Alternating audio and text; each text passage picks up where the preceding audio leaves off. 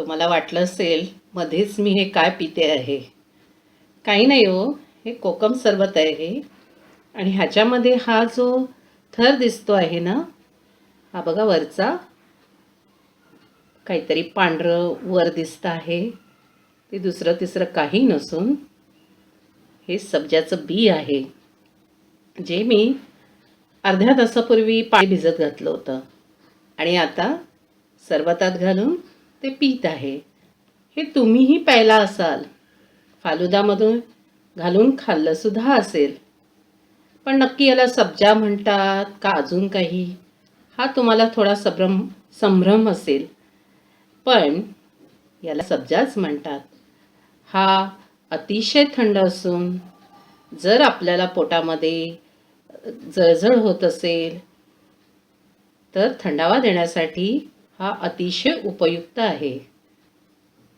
तर असं सरबत मी पिते आहे. नमस्कार, मी सीमा सावंत. मनातलं सारं काही या चॅनलवर तुमचं सहर्ष स्वागत करीत आहे. मंडळी, पावसाळ्यात अगदी तोंडावर आला आहे आणि या जून महिन्यातलं आपलं पहिलं काम काय असेल तर झाडं लावणं. पावसाच्या तोंडावर आपण कुंड्यामधून आणि बाहेरही जमिनीमध्ये आपण वेगवेगळ्या प्रकारची झाडं लावतो. शेतकरी तर आपली कामं सुरू करतातच, कारण त्यांना पेरणी करायची असते. पण आपणही आपल्या परीने जेवढं निसर्गाला हातभार लावता येईल तेवढा लावण्याचा प्रयत्न करत असतो. तर असाच प्रयत्न माझाही चाललेला असतो आणि माझा काही अगदी जून महिन्यात किंवा पावसाळा तोंडावर आला कीच झाडं लावणं हा माझा काही प्रोग्राम नसतो. तो माझा वर्षभर चाललेला असतो, कारण मला त्याची आवड आहे. तर ही अशी माझी आवड किंवा छंद जोपासताना मला एकदा सब्जाचं झाड लावावं असं वाटलं आणि मी ते लावलंही. ते छान आलंही आणि काय सांगू, त्याला एवढा घमघमाट असतो, इतका सुंदर सुवास असतो की मला सब्जाचं झाड माझ्या कुंडीत अगदी वर्षभर असावं असं वाटायला लागलं. म्हणजे मी जर 2-3 फुटावरून मी त्या कुंडीमध्ये पाणी घातलं तर ते झाड मला त्या 2-4 फुटापर्यंत इतका सुवास द्यायचं. पाणी घातल्या घातल्या त्याला इतका सुंदर वास यायचा की मला असं वाटायला लागलं की माझ्याकडे हे झाड असलंच पाहिजे. ह्याच प्रयत्नातून मला आज तुम्हाला सब्जाविषयी माहिती द्यावीशी वाटते. सब्जाचं हे झाड नक्की असतं कसं, चला बघूया आपण ह्याबद्दलची माहिती.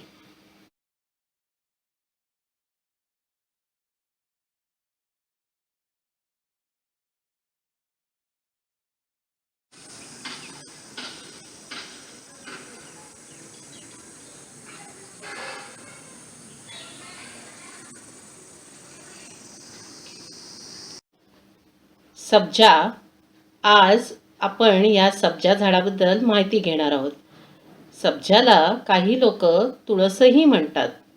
म्हणजे हे मुसलमानी तुळस म्हणूनही झाड ओळखलं जातं. कारण माझ्या कानावर लहानपणी हा शब्द आलेला आहे. पण रूढार्थाने आपण ज्याला तुळस म्हणतो त्यापेक्षा हे झाड थोडंसं वेगळं असतं. ह्याची पानं थोडी मोठी असतात आणि ह्या झाडाला खूप सुवास असतो. तसा तुळशीलाही असतोच, पण तुळशीचा वास आणि ह्याचा वास ह्याच्यामध्ये खूप फरक आहे. तसेच तुळशीप्रमाणे हे झाडही खूप गुणकारी आहे. सब्जाचं बी हे काळ्या रंगाचं असतं, अगदी बारीक असतं, छोटंच असतं. तुम्ही तुळशीचं बी बघितलं असेल, त्याच्यापेक्षा हे जरा मोठं असतं, पण तसं ते लहानच असतं. हे बी आपण जर पाण्यात घातलं तर काही वेळाने ते फुगून वर येतं आणि ते पांढऱ्या रंगाचं दिसायला लागतं. पांढऱ्या रंगामध्ये एक छोटासा काळा डॉट असतो. तर असं हे सब्जाचं बी, आपण ह्याचा वेगळा उपयोग करू शकतो. जसं की आपण तर मी सांगितल्याप्रमाणे पाण्यात घालून तर त्याला घेऊ शकतोच. जर आपल्याला कधी शरीरामध्ये खूप उष्णता जाणवत असेल, तर त्यावर उपाय म्हणून आपण पाण्यात सब्जा घालून ते पाणी आपण काही वेळाने पिऊ शकतो, नुसतं पण पिऊ शकतो. तर तो एक तो उपाय आहेच. परंतु आपण वेगवेगळ्या सरबतांमध्ये तो घालून घेऊ शकतो. तसंच मँगो शेकमध्ये घालू शकतो, फालुदामध्ये घालू शकतो. फालुदामध्ये तर आपण कित्येकदा त्याला घालताना बघितलेलं आहे. मिल्कशेकमध्ये घालू शकतो. दही अथवा सॅलडसोबतही आपण सब्जा खाऊ शकतो. गुणधर्माने अतिशय थंड असलेलं हे बी भिजवल्यावर यातून पाचक गुणधर्म व पोषक अँटीऑक्सिडंट बाहेर निघतात. सब्जामध्ये carbohydrates, proteins, calcium, fibre, vitamins A, B, E आणि के असतात. तसेच कॅलरीज आणि मॅग्नेशियमही असतात. जसं मी आधी म्हटल्याप्रमाणे सब्जामुळे पोटातील जळजळ कमी होऊन पोटात थंडावा निर्माण होतो आणि म्हणून उन्हाळ्यात याचा विशेष वापर होतो. अजूनही याचे अनेक फायदे शरीराला आहेत. जसं की पोटातील ॲसिडिटी आणि जळजळ तर कमी होतेच, पण पचनक्रिया सुधारून आतड्याचे कार्य चांगले होते, त्वचा तजेलदार होते, केस चमकदार होतात. नंतर युरिन करताना जर जळजळ होत असेल तर सब्जा हे अगदी गुणकारी औषध आहे. नंतर युरिन इन्फेक्शन ह्याच्यामुळे कमी होते, वजन कमी होतं आणि डायबेटीसमध्ये रक्तातील साखरेची पातळी हा सब्जा नियंत्रित करतो. बद्धकोष्ठतेचा जर त्रास असेल तर तो कमी होतो. परंतु सर्वात महत्त्वाचं म्हणजे टेन्शन, डिप्रेशन तसेच मायग्रेनवर सुद्धा हा उपयुक्त आहे. तर असा हा सब्जा जमिनीवर तर होतोच, परंतु कुंडीतही तो आपण लावू शकतो. ह्याला ना अशा काळपट जांभळ्या रंगाच्या मंजिऱ्या येतात. या मंजिऱ्यांना मग अगदी छोटी छोटी अशी फिकट जांभळ्या रंगाची सुंदर फुलं येतात. तुम्हाला दाखवण्यासाठी मी बघा ही एक मंजिरी तोडून आणलेली आहे. ही अजूनही परिपक्व झालेली नाही आहे, म्हणजे हिचा अजून जांभळट असा काळपट थोडासा कलर आहे. मग ती अशी चॉकलेटी दिसायला लागते आणि त्याच्यानंतर ती काळपट थोडीशी होईल, म्हणजे सुकून जाईल ती आणि त्याच्यामधून मग बी तयार होईल.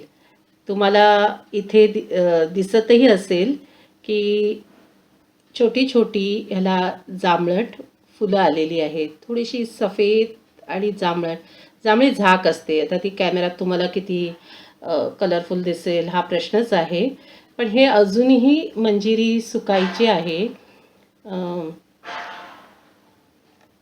बघा ही सुकायची आहे, अजून हिरवट आहे. आणि आता हिला हाताळताना माझ्या हातावर हे छोटे बघा बी आत्ता ह्याच्यातून पडलेलं आहे, अगदी छोटं, माझ्या बोटाकडे दिसत असेल तुम्हाला, अगदी छोटंसं हे बी हे सब्जाचं आहे. तर असा हा सब्जा. नंतर या मंजिऱ्या सुकल्या की त्याच्यामध्ये हे काळ्या रंगाचं बी तयार होतं. परदेशात तर याची शेती केली जाते, कारण पिझ्झाचा जो सॉस बनवला जातो त्यामध्ये सब्जाच्या पानांचा उपयोग केला जातो. तर अशा या सब्जाच्या गुणकारी झाडाला तुमच्या घरी कुंडीत तुम्ही जरूर लावा. मी तर असंही ऐकलंय की साईबाबांना सब्जा खूप प्रिय आहे आणि त्यांना सब्जाचा हार घातला जातो असं ऐकिवात आहे. तर असा हा अगदी सुवासिक म्हणजे सुवासाचा अगदी घमघमाट असलेला सब्जा तुम्ही नक्की ह्याचं झाड तुमच्या घरी लावा. सब्जाबद्दलची ही माहिती तुम्हाला जर आवडली तर नक्की लाईक, शेअर, सबस्क्राईब करा, कमेंटही करा.